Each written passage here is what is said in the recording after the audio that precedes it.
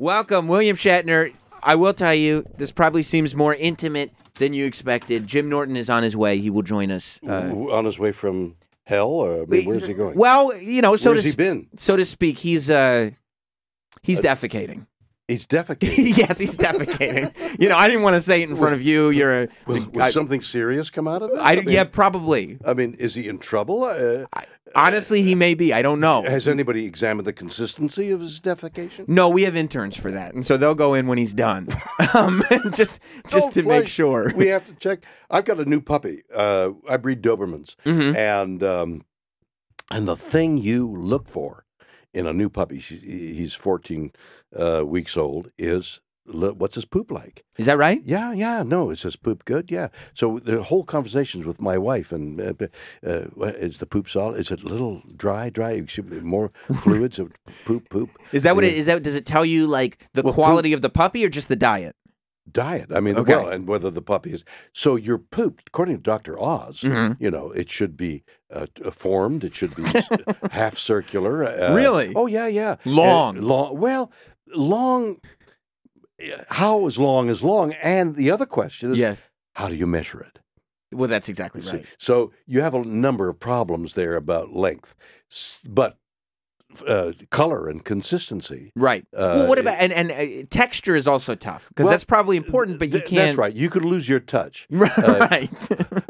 Getting the texture. You have to observe the texture and not too closely. Right. Yeah. Right. But it's poop is very important. So speaking, Jim's back. We were actually just discussing. Did you look at your poop? Always while I'm doing it. We were talking about health and how important. Yeah, I'll always peek down.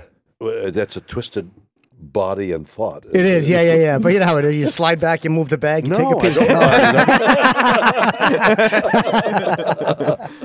He's very flexible. I'm glad you're back among the land of the living here. That's great. I always have to around this time. It's the double these coffees. They murder me. But look at that. I think it cleans you out pretty good. Yeah, well, good for you. Yeah. Well, no, you're on the air for so long. You got to go. Only 3 hours. I just don't time it well. It has to do a lot with what you ate last night. Yes. So here we are. I've got a book out. Yes, you do. And this is incredible. It's life lessons that you've learned from your life. Well, yes and no. Right. The book is titled "Live Long and ... ellipse," and that ... is the important part of the title because you can live long. Sure. Look at you. But what are you going to do with it? Right. Yeah. What does prosper mean? Does that mean riches monetarily, or are you a rich human being? Have you the richness of a human being? So that's what the book is about. I also state very clearly in the book, I can't offer anybody any advice. Our poop is all different. It sure is. It's true. Yeah. So how can I advise you what is good poop and not? Because it's your poop. It's right. And it's your body. And if it's good for you, that's good. Although there are universal truths with poop. Blood in it, bad news. That's true. Yes. That's a very valid point. Yeah. There are universal truths. Thou shalt not kill. Right. Okay. And that's part of this book too. The universal truths of feces when and do you life. stand on principle? Right. And when do you compromise? All generic questions that I sort of talk about, but no advice other than this is what I did and this is what worked for me. Who knew that bowel movements were such a great metaphor for life? Everybody but you. Yeah. I didn't know. I had no idea. Now begins your education. That's right. You're really honest in this book too. Not that you haven't been in the past, but I was really shocked to read because when Leonard Nimoy passed away, originally you had said like I have a charity event, I couldn't make it, and I guess you would just kind of keep the peace there. What happened with you and him? Because I was shocked to read that you had a kind of a falling out with him. Yes, I don't know what happened. All I know is that I had a charity event for his funeral. I couldn't go to his funeral, but I'm not sure that I would have been welcome at his funeral anyway.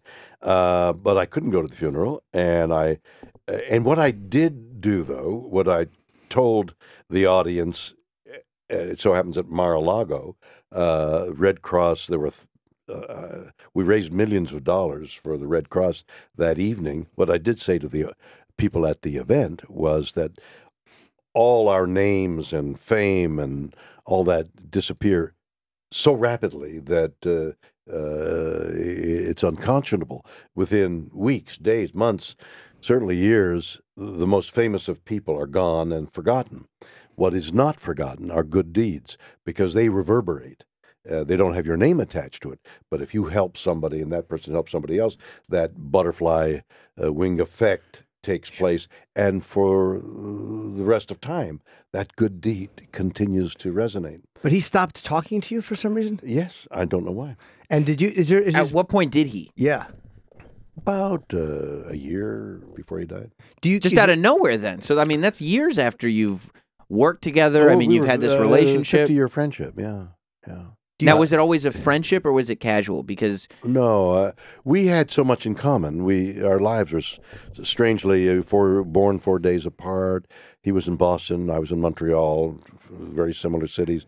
He got married about the same time, divorced, children. The major events of life happened to him as happened to me, and we helped each other. Was there anybody in his family? I don't know if his wife is still living, but was there anybody you could have asked in his family who might have known? Yes, and never got a satisfactory answer, really. What would they tell you? Well, because it's so weird. I talked to his son, and his son didn't really quite know, and he had stopped talking to his son for a while. So, it was mysterious, and maybe there was something going on. I've ceased to examine it because there's really no answer, and I've let go of it. Does it bug you that there are people like George Takei, for example, has kind of pushed this narrative that you're a difficult guy, right? He said negative things about you for a lot of years. No, since the beginning of I knew this guy 55 years ago. I worked with this gentleman a day here and a day there. I don't know him. Right. And ever since that moment, for 55 years, I mean, nothing untoward ever happened. I didn't kick him in the balls or anything like that. You know, nothing ever happened. You probably would have hit some guy's head. Yeah.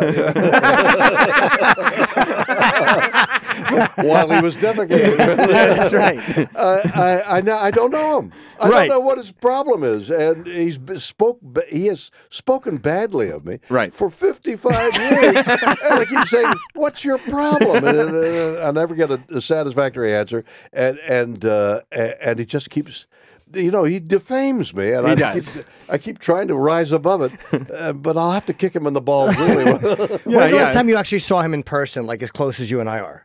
Maybe 10 years ago at an event. And did you speak pleasantly or not at all? Well, I nodded in his direction, and he trembled a little. And, do you just get to a point where you're like, in this life that I've led, people are just going to develop opinions about me, and I'm going to have to just accept it? Absolutely. I saw something in some one of the tabloid newspapers of me holding up a sign. I thought, where did I hold it? And I realized I had held up a sign for charity, saying something charitable. I've forgotten what it was. They've scrubbed the message on the sign, put another message that was not too kind. And I thought, why am I even looking at it? It's ridiculous. They can do that. They can just if you never hold something up on the internet because they're always going to scrub. They did it to Michelle Obama. God, they killed her. Yeah, she had the whole get our girls back or whatever. So they just kept erasing the sign and putting different stuff on it. Or when Trump held up the booklet that he signed. And they, the folder or whatever, and they turned it into a children's drawing. They turned it into like racist stuff. So they turned it that goes for people saying nasty things about you that you don't even know. There's no point in getting into it. Are you? And again, I've interviewed you a bunch, and you're a very nice guy. I've always liked. Are you at times a difficult guy? Probably, but I mean. If you don't know somebody, why would I be difficult? Why would you speak ill of me? We've known each other over the years. I come in and do an interview. Why would you take that opportunity? It's macabre and ugly and sick, really. And I don't bother with it.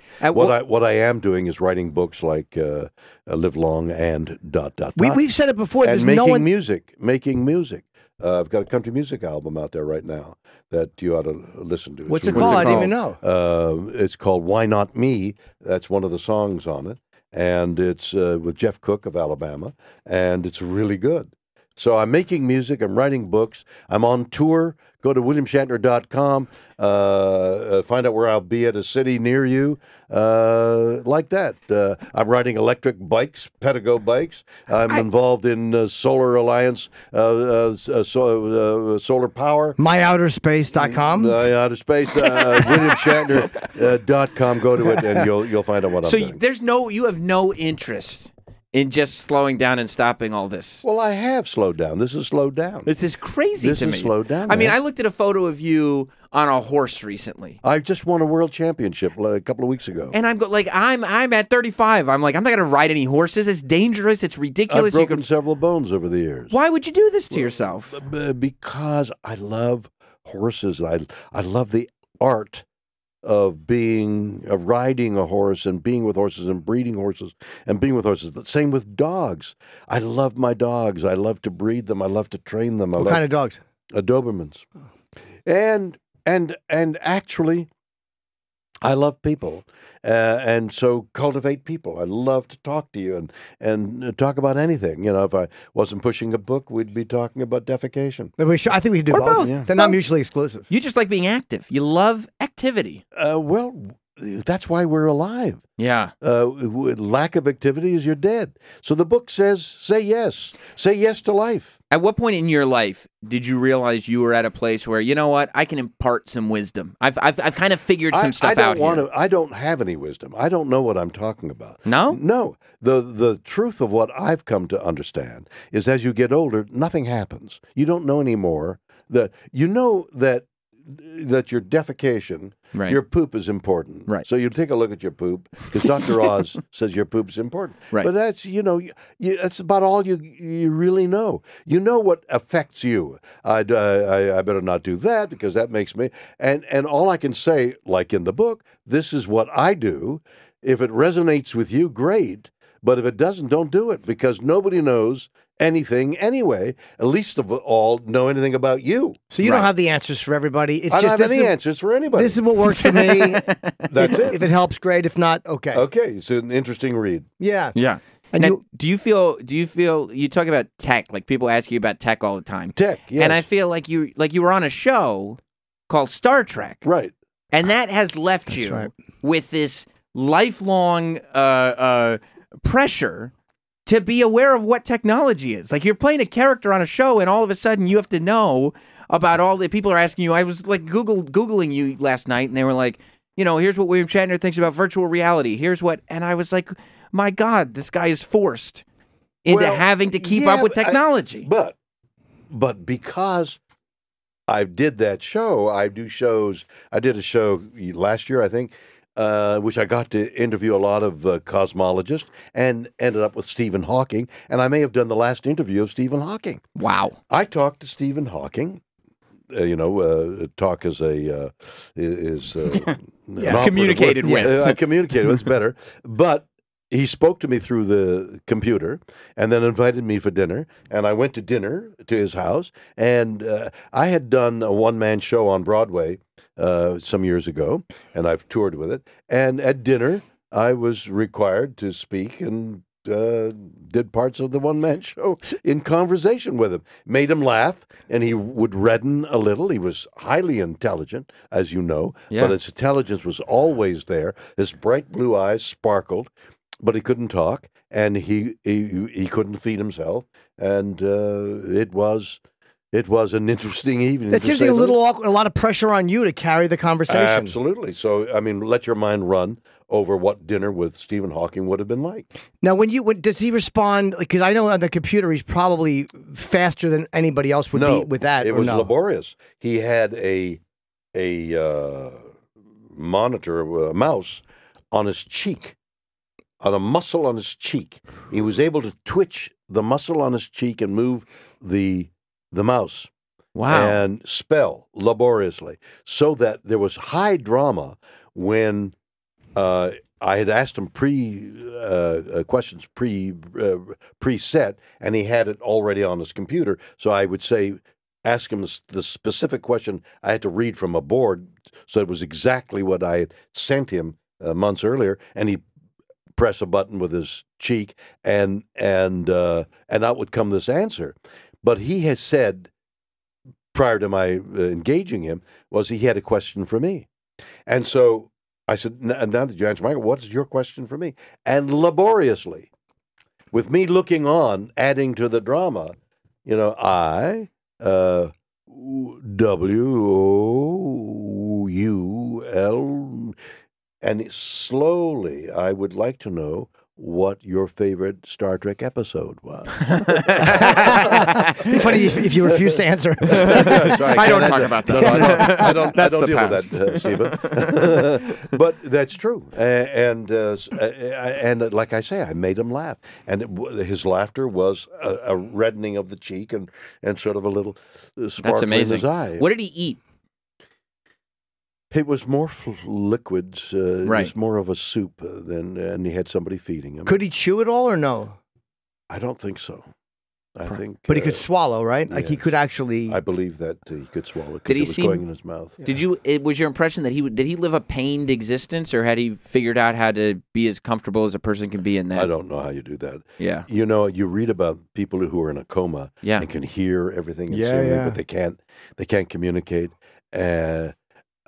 Terry Bradshaw, with whom I worked for 2 seasons in this wonderful show that we did together. With George Foreman and George Jeff Foreman Dye, yeah. Oh, that's right. So Terry told me about the time when he was pile drived into the ground by a linebacker and he couldn't move. Something had happened to his neck, and he thought it was paraplegic. They took him off, and it took a day or two before the bruising around his neck released enough so that he got sensation back into his legs and arms. But for those 2 days, he thought he was a paraplegic, and he wanted to die. But he could hear, of course, everything that was going on. He just couldn't move and talk. It gave you an insight into what somebody in a coma or is a paraplegic and is unconscious would be feeling like. And I'm sure that's what Dr. Stephen. But after- You mean a Hawking was like. quadriplegic too, like below the neck. You talk right. about below the neck, paraplegic is below the waist. You mean No, I mean quadriplegic. arms, yeah. And They after- call being locked in. They had that, like our friend, Patrice, who you did the roast Yes. with, had a stroke. And we didn't know if he was or not, but when you walked into his hospital room, it said, Mr. O'Neill may be able to hear you. Even the doctors don't know. They don't know. So it's such a horrible But torture. there have been instances where people in a deep coma have responded to stimuli, press my hand, and they get pressure hands, so they know there's somebody in there. Yeah. That's crazy, though. You get that kind of insight on what Terry Bradshaw went through, and you'll still get on a horse. People get paralyzed on horses. Yeah, Christopher Reeve. Absolutely. Chris Reeve, with whom, after he had that accident, and after every rider that I know, including me, for the next 6 months, every time I got up on a horse, I thought, I wonder if this is my moment. Sure. Yeah. I went to visit with him. And as I'm walking through the glass doors at his hospital, he was at a hospital in New Jersey, and I'd flown in specifically, and I didn't know him. I just knew him to say hello, but I wanted to see him because of his accident with horses and his love of horses. And I went in through the glass doors. I could see him waiting for me in this wheelchair, and he had a battery wired to his chest that was breathing for him. And in that instant, I thought, oh my God, what am I going to say? What am I going to talk about? Right. And the first question he asked me was, tell me about your horses. And we spent the whole time talking about horses. You know what? It's funny. He had probably learned to do that because he knew it's awkward. Because the first question anyone asks anyone is, "How you doing, man?" Or and it's such an odd question to ask a guy in that condition. So what do you open with? That's not this common question. Well, I mean, how you doing? But the Canadian answer to that is not bad. Could be worse. Yeah, right, exactly. It could be worse. It's such. My sisters do that. They live in Canada. They live in Montreal, and every time they do, I say, "For God's sakes, is not bad good? I mean, if it's not bad, is it good? Yeah, it's good. Well, why don't you say it's good?" So you know how to just have conversations in those awkward moments. Well, no, you don't know. I mean, it's always awkward. But in that particularly awkward moment, he set me at ease, knowing probably that it would be awkward. He said, "Tell me about your horses." And he did it. Speaking of awkward, so you talk about a lot in this book. Yep. Was there anything in the book, because you talk about really tough stuff with your mom and how that kind of shaped your relationships going forward in a pretty negative way. You talk about your ex-wife passing away. You talk about a lot of stuff that you hadn't necessarily been super public about before. Was there anything in this book that you had second thoughts about that you were like, I don't know if I want to go there? Everything, you know, when you expose yourself publicly, your thoughts, your heart, Yeah. it's tricky, and you think, I wonder whether I should do this or not. And the conclusion I came to was, I'm writing this book really, in essence, for my family. What will my grandkids? Who was my grandfather? All they have to do is pick up this book, or some of the other books that I've written. Oh, that's who he was. That's, you know, people don't know you. Really, you're not going to sit down and talk about your mother beyond if you're over 15. You're not going to. It's with the ball game. Did Federer fade? You know, no. Here, I thought, why not? Why not take a mask down Had you and let it show for a while? had you dealt with it already, or was writing about it kind of like, oh my God, I'm experiencing all this I don't know stuff? how you deal with it. But it becomes part. What your defecation this morning is a part of your journey in life now. Yes. You will never forget your pooping this morning. Of course not. I taped it. You can always refer back to it on your phone. Everything we do is part of our history and affects us. How we're different. The moment after we've had an experience or we've made a decision, we are different people. And later on, you say, "I wonder if I should have made that decision." You couldn't help but make whatever that decision was at that moment, because those were the forces acting on you. But sometimes you go back and you look at the decisions and go, yeah, I made that in the moment for this reason. But then sometimes there's regret and sometimes there's not. The moment you've made the decision, you're already different. Right. Yeah. So you, having made the decision, now you're a different person. You think, I wonder if I should have made that decision, having made the decision. You can't, you have to take responsibility for the person you are at that moment, and take responsibility for the fact that you will change. Change is the only thing that is the constant. At what point in your life did you realize that your relationship with your mom wasn't typical and she had done you a disservice emotionally? I don't think that she had done me anything deliberately. What do you say at that moment? Would you love me more than you love somebody else? You know, you fumble for an answer, and strangely, that answer stayed with me all these years. Why? I guess it really affected me. But nobody was out to harm. It was a standard answer. What are you going to say? I love you both the same? So the quote was that we were talking about is that you asked your mom, who do you love? What are you, like 7 years old? Yeah, in that area. And you asked your mom, who do you love more, me or Dad? Daddy, right. And she responded, Daddy, because he buys me things. Right. And it's like, and that's one of those things. But how offhand that must have been. Right. You know, you're serving breakfast and you got the thing going. Was she half kidding, do you think, or did she? Very possibly. I mean, I don't know, but I would think so. And but it just somehow that sticks. Stuck. Did That's you the remember one. it through all those years, or did it come back to you 20 years or 30 years later? No, it comes back. You think, wow, there was a moment. We were at breakfast. I remember they were sitting on the chair, and she was handing me some cereal or something or other. And I asked her what every boy asks their mother at some point in time. And she flipped an answer. Amazing. Wow. Amazing. Yeah, I asked my mother. The answer was not nice either. Oh, really? What did your mom say? She also said Daddy, but because he was better hung. And there, a mask has just dropped. That's it. You can bring it out in anybody. You can bring it out in anybody.